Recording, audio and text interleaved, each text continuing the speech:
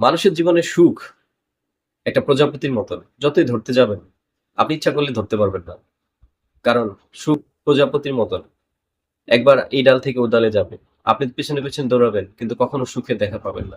বরং সুখের জন্য হাপিত্যেশ না করে আমাদের সুখ কিভাবে আপনার কাছে আসবে সেই চেষ্টায় থাকুন। দুঃখটাকে বরণ করে নিন। দুঃখটাকে পজিটিভ ভাবে সুখে পরিণত করুন। হতাশা থেকে একদিন নিশ্চয়ই আপনি ফেরত আসবেন। আর আপনার সুখের জন্য অবশ্যই আপনার সচেতনতা দরকার। সেই সচেতনতা হতে হবে ঘর থেকে। পারিবারিক পারস্পরিক শ্রদ্ধাবোধ, সুন্দর সম্পর্ক এবং নিজেদের মানি ম্যানেজমেন্ট যদি ভালো থাকে আর ভবিষ্যতের সঞ্চয় যদি থাকে, সুখটা সুখটা আসলে সোনার হরিণ হলেও ধরাছোঁয়ার বাইরে থাকবে না। আর যদি আপনার জীবনে কোনো পরিকল্পনাই না থাকে, আপনি যদি নিজের জীবনের ভবিষ্যৎ সম্পর্কে অসচেতন থাকেন, সুখ সোনার হরিণ সারা জীবন ছিল এবং সারা জীবন থাকবে। দুঃখটা আসলে মানুষের বড় নিয়তি। এটাকে কখনো অগ্রাহ্য করা যায় না। আমি জানি আপনি কখনো, কখনো ভেঙে পড়েন, হতাশ হন, আবার ঘুরে দাঁড়ান।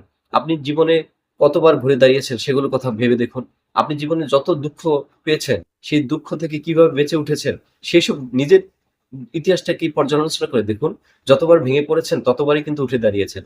এই যে উঠে দাঁড়ানোর ক্ষমতা আপনার মধ্যে আছে, এটা যদি নিজেই বুঝতে পারেন তাহলে ভবিষ্যতের যত হতাশাই আসুক আপনি কখনো ভেঙে পড়বেন না। ভেঙে পড়াটা কখনোই মানুষের জীবনের নিয়তি হতে পারে না। মানুষ যতদিন শ্বাস ততদিন আশ। তাকে বেঁচে থাকতে হয়। শুধু নিজের জন্যই বাঁচলে হয় না, বাঁচতে হয় পরিবারের জন্য, সমাজের জন্য, রাষ্ট্রের জন্য, পৃথিবীর জন্য।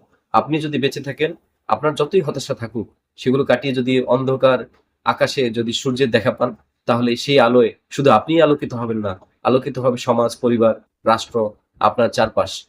দোয়া করি আপনারা সবাই ভবিষ্যতের এইসব ভুল ভাবনা থেকে বেরিয়ে আসবেন। যদি সেটা কিছু থেকে থাকে, সঠিক কর্ম পরিকল্পনা, মানি ম্যানেজমেন্ট, সঞ্চয় পরিকল্পনা, নিজের সন্তানদের বড় করার ব্যাপার চেষ্টা, পরিবারকে সময় দেওয়া, পরিবারের প্রতি শ্রদ্ধাবোধ, নারীর প্রতি শ্রদ্ধাবোধ, স্ত্রী, স্বামী এদের নিজেদের প্রতি শ্রদ্ধাবোধ, বাবা-মার প্রতি যত্নশীল হওয়া।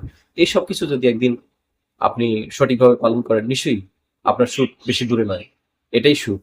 যে সুখটা আপনি কখনো খুঁজে পাননি বা খুঁজতে যাননি। আমরা সবসময় খুঁজি দূরের কিছু। কাছেই যে সুন্দর সোনালী সুখের সময়, সেই সময়টাকে আমরা কেউ ইউজ করি না। অদূর ভবিষ্যতে যে সুখটা থাকবে, সেই সুখের পিছনে না ছুটে বর্তমানটাকে সুন্দর করার চেষ্টা করুন। কর্মবহুল করে তুলুন। একদিন নিশ্চয়ই সুখী হবেন। আসসালামু আলাইকুম। সবাই ভালো থাকবেন। আমার সাথে থাকবেন। সাবস্ক্রাইব আর লাইক দিয়ে আমার চ্যানেলটিকে সমৃদ্ধ করবেন। আল্লাহ হাফেজ।